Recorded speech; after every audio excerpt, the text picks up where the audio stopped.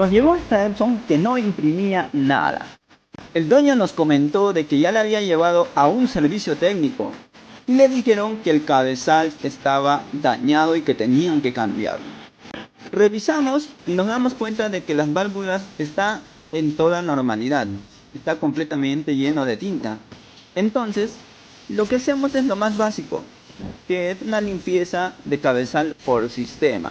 Una vez terminado la limpieza de cabezal por sistema, hacemos una impresión para ver cómo está después de esta limpieza básica.